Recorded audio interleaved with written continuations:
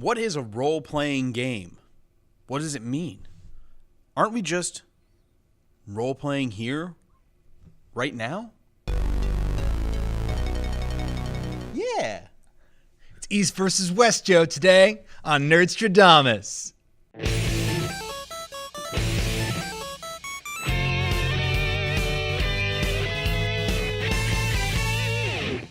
Today on Nerdstrodamus, I, Dr. Pence, and Lambo here, we're going to discuss RPGs. Both of us are really, really big RPG fans. And one of the things that we've noticed is, over the years, the disparity between Western-style RPGs, Eastern-style RPGs, and... Yeah, their prevalence. What's kind of happened recently is that a lot of genres have actually taken on the RPG moniker and have appropriated, almost cultural appropriation, appropriated elements from RPG games and just put them in everything. So you can play almost any shooter, The Division, Dead Island, Destiny, and basically be playing an RPG that plays like an RPG, is an RPG in almost every sense of the word, but doesn't play like an old school RPG. Well, RPGs, for those who are maybe not aware, and I'm assuming everyone who's watching this is aware a little bit, but we're talking about games where you take on the role of a character because it's a role-playing game. Mm-hmm. There's leveling up, there's equipment, there's adventuring in general.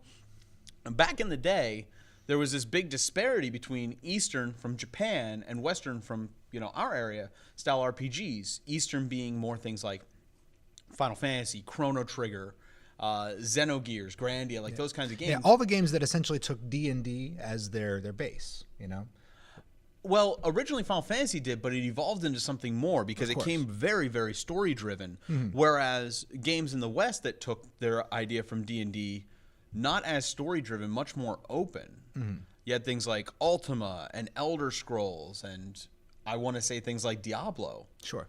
Where it was much more open and it was much more action-oriented rather than turn-based. There was a big difference. And what you were talking about with everything taking on like the RPG elements, it seems like a lot of big name titles anymore are taking on that RPG aspect and becoming Western-style RPGs. Because I think one of the things that creates engagement with a game is the idea of growth. Oh, absolutely. And what's one way to grow? I mean, you can take it in something kind of like silly, like in Call of Duty, where you prestige up and gets you, more guns and things like that. And Battlefield has a similar thing.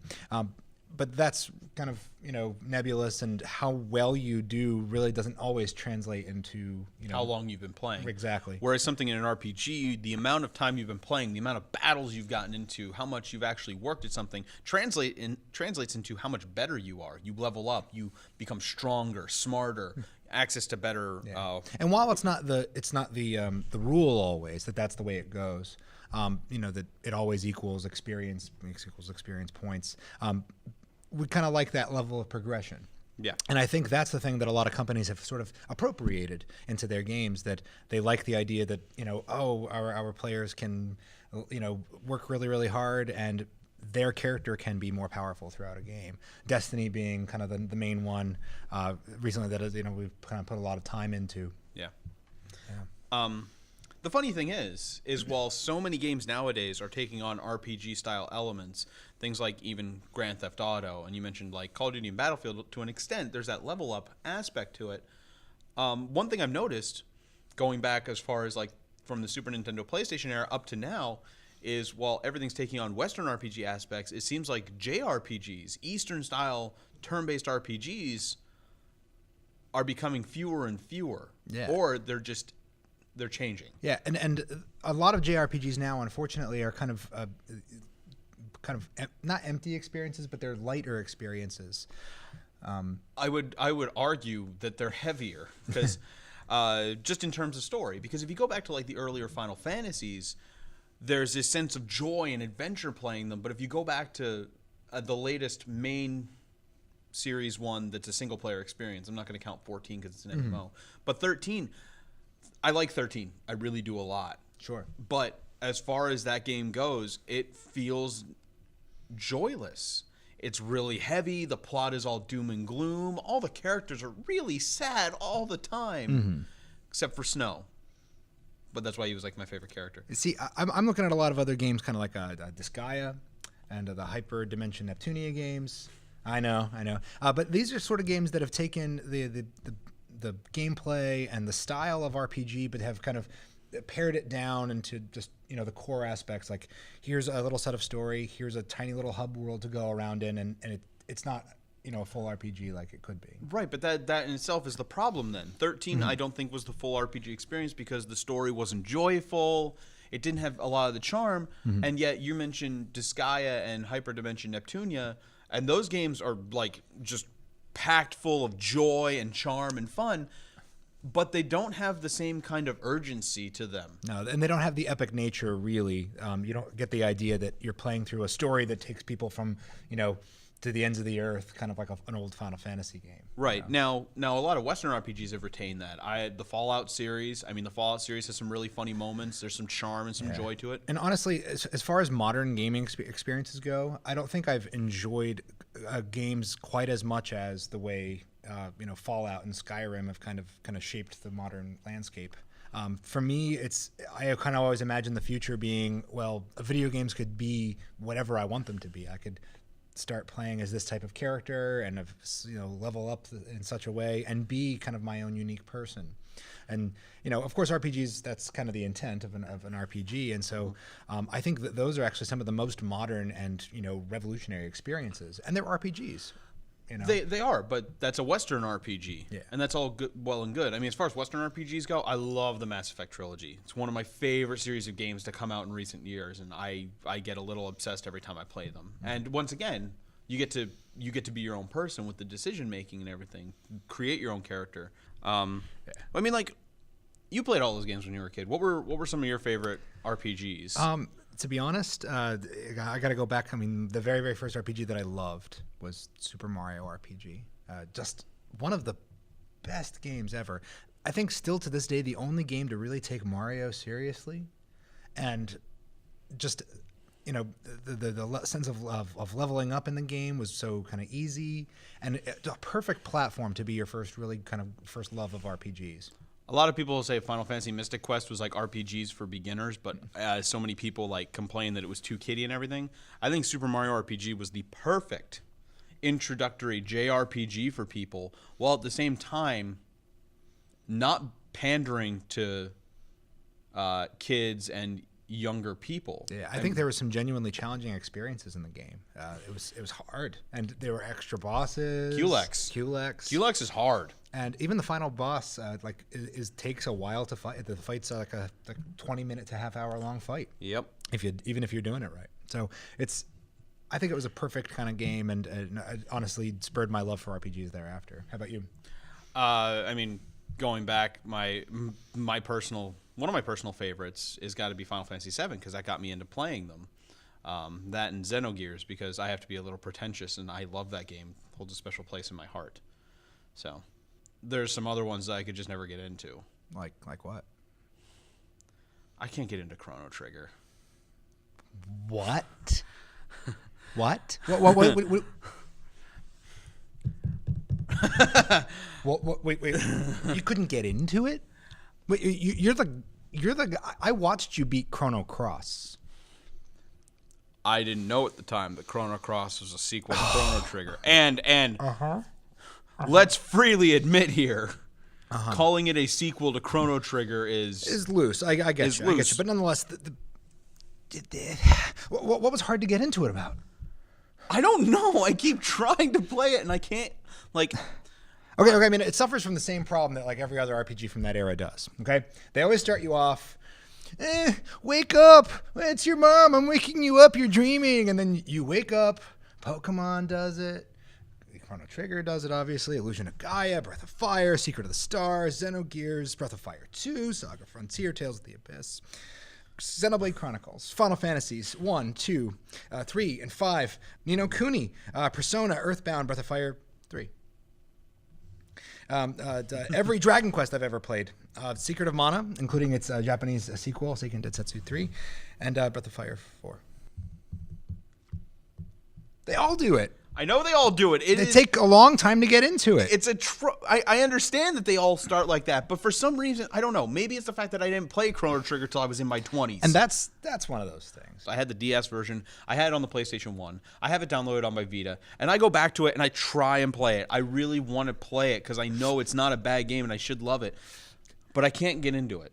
I just can't. It's one of those things. Yeah. Absolutely. No, for me, it's the kind of game I'll play every couple of years. You know, I got to play Final Fantasy VIII every once in a while. See, that's another game I'm replaying through, and actually I'm appreciating it more this time. Because it was the odd one of the bunch, you know. But for me, like the setting, everything about that game made it really special. Yeah. So now, as far as Western RPGs go, I mean, all of those, I can't get into Morrowind either. No. But now everyone... when you go back far enough to old school Western RPGs, I can't touch them. No. I can't touch them. Those are literally like... They evolve so much with and I might get hate mail from this, but like, you know, older Ultima and Baldur's Gate and all those kind. I can't touch them. You know? No, I like some Diablo. I like me some Diablo too, but that's about it. And again, I think this is all a product of nostalgia. People who go back and play those games all the time have fond memories that kind of like says, hey, you know, this was fun when I was a kid. I have fond memories of it, and that helps fuel it. People like us who go back and play these things, who have no fond memories of it, who have no attachment to it, trying something else, it's just, it doesn't quite do it. Yeah. So we apologize for if we've bashed. I don't think we said anything bad about any game, right? but keep this in mind. We're not saying anything bad about Chrono Trigger, or Final Fantasy VI, or Baldur's Gate, or any of those old games. It's just a personal preference that, respectively, we can't get into them. Keep digging yourself a hole. It's okay. But another one that we both really, really enjoy is a more recent one that we'd like to review, and that is Xenoblade Chronicles X on the Wii U.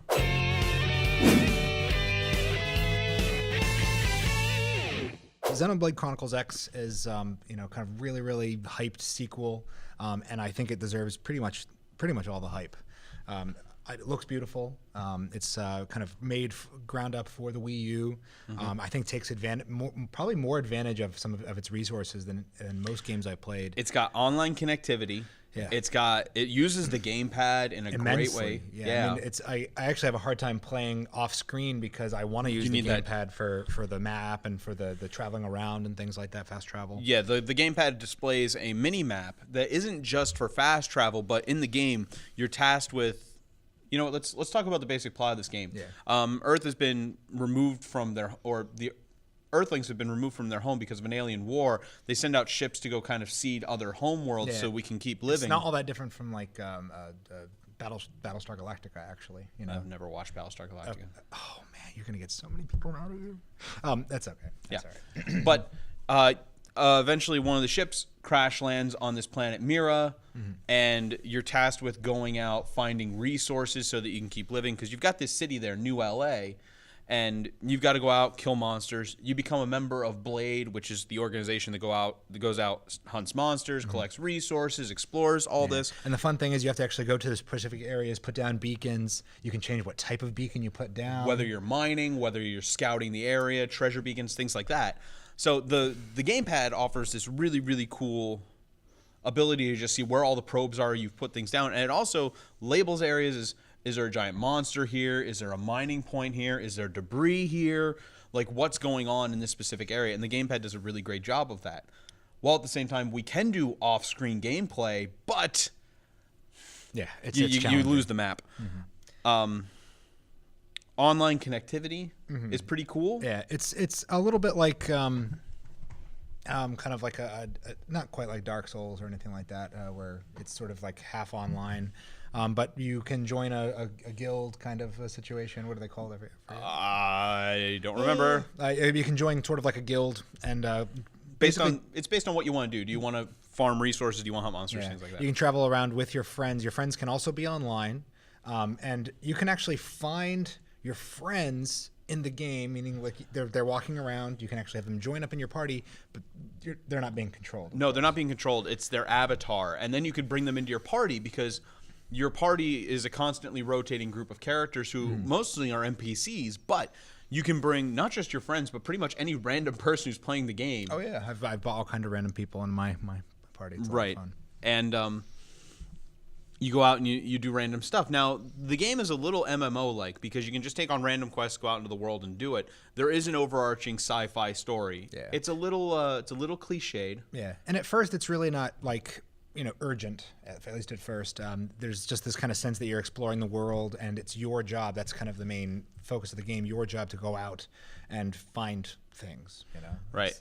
Like an MMO, there is a crap load of equipment, and it's not always traditional JRPG fare where it's like, oh, this one's definitively better than this one. No. It actually all depends on your loadout, what you're meant to do, which then goes to character development. There's all kinds of classes you can pick that dictate what weapons you use, what skills you get, and all that stuff. The character building's really, really and while you're not kind of tied down to a particular branch of the character building, it's really challenging to go back, which is an old school mentality, because nowadays most RPGs like the idea that you can just kind of, switch around a couple of your options and you can suddenly be a rogue or you can suddenly be a tank. Yeah. But this game kind of forces you down a particular road, and I like that. If you work at it, though, you can start cross-classing. Yeah. Like, I can take the class that uses a lance as a melee weapon and cross it with the one that uses a Gatling gun as its weapon, and now I'm just this destructive force with roaming around. It's awesome. But you're not relegated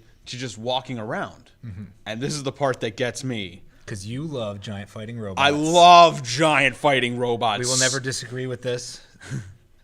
Dr. Pants loves giant fighting robots probably more than anything else in the entire world. Giant fighting robots. So in the game, you do get giant robots to help explore the land, which opens up all these new things, because when you're roaming around the land in the beginning, there's all these giant monsters, like ridiculously huge monsters. Things that if you even touch them, they would just flick you with their pinky and you die. Or they just step on you and you're dead. And it creates this awesome tiered difficulty level that I can just ignore all the giant monsters. They will ignore you too, for the most part. For the most part. As long as you don't get too much in their business. Yeah. That's another thing I love is some of the monsters are actually like they're legitimately hostile. Others are docile. They tell you if they see you, will they attack you? If they hear you, will they attack you? Things like that.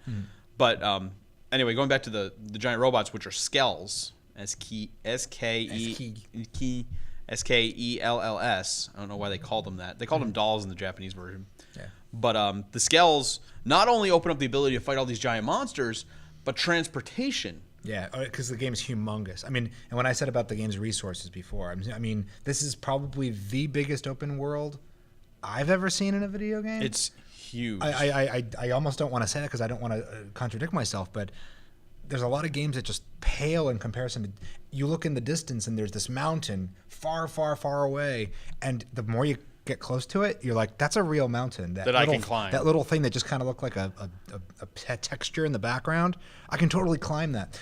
Very exciting, and like, the land masses are all very different and interesting, and every new area is very dynamic. There's a bunch of different continents. The one you start on is very atypical. It's open plains and mountains and everything. Yeah, some tropical areas. It's a lot of fun. Then you get to like one of the other ones. It's like all dark and tropical. There's another one that's a desert.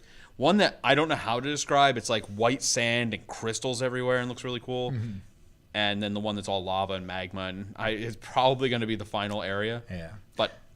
Very exciting game. I mean, this is the kind of game that just takes you along for a 100-hour journey, and you love every moment of it. This is a game that, and this goes back to our East meets West thing, I think it does a great job of combining the original Eastern JRPG mentality with the modern Western RPG mentality. Because modern Western RPGs, there's this open world, you go do what you want, and you can ignore the story for as long as you want. Yeah, actually, you basically don't need to follow the story to just enjoy the game. Right. I mean, if you want to see any true progression, but even then, the majority of the progression kind of happens in these kind of side missions. There's affinity missions that you take to level up with your party members and things like that. It's so deep. There's so many things. The only thing is of course the skells, the giant robots, are unlocked by doing the story. Of course. But you can go anywhere really by just walking around. Yeah. So I think it does a great job in the end that we've got this game that combines both. The combat's not turn-based, it's more action, but at the same time you get a hotbar that's like an MMO, and at the same time it feels kind of like an active time system like from an older Final Fantasy game. It's everything I could want from a JRPG right now for a modern game. Excellent voice acting. Only issue I have is the music, because there's no way to control the audio levels for the music and the voice acting. independently, like a lot of games. So there are times when the music is louder than the voice acting, but you've got subtitles, so Yeah, and I guess in summation, excellent game, kind of hits everything that we kind of love about JRPGs, while kind of introducing a little bit of this kind of newer flair. Yeah. For me personally, it doesn't kind of hit to the upper echelons of my favorite RPGs, mainly because of the little bit of lack of direction, I think. For me, it's excellent. I love it. I'm such a Xeno fan. I've played all the Xeno games, and this one actually, what it lacks for me is a little bit of the deeper philosophical story to it. Mm-hmm. Which may neither of us have completed the game just because it's so ridiculously long. And we don't have that much time to play games, but we love this game. Yeah, but we're still playing it is essentially what we mean. But it may kind of change in the final act because Xenoblade Chronicles did. Yeah, Yeah. So I think we would give this game 4.25 fried tatsus out of 5. Fried tatsus. It is a good game if you own a Wii U, if you're a Japanese RPG fan, if you like RPGs in general. Pick it up, play it. It is worth it. Just be prepared. It is a little MMO-like without being an MMO. So know that it's a little free roaming and everything, but it is really good. The soundtrack is fantastic. Mm-hmm. Absolutely great. That's all for us today on Nerdstrodamus. I'm Dr. Pants. And I'm Lambo. And next time, I might have a beard again. I may as well. Stay cold. tuned. It's so cold. Hey everyone, thanks for watching. If you liked what you saw, click subscribe. Also check below for the links to our Facebook page, Twitter, and blog. Check back often. We'll be posting new videos weekly.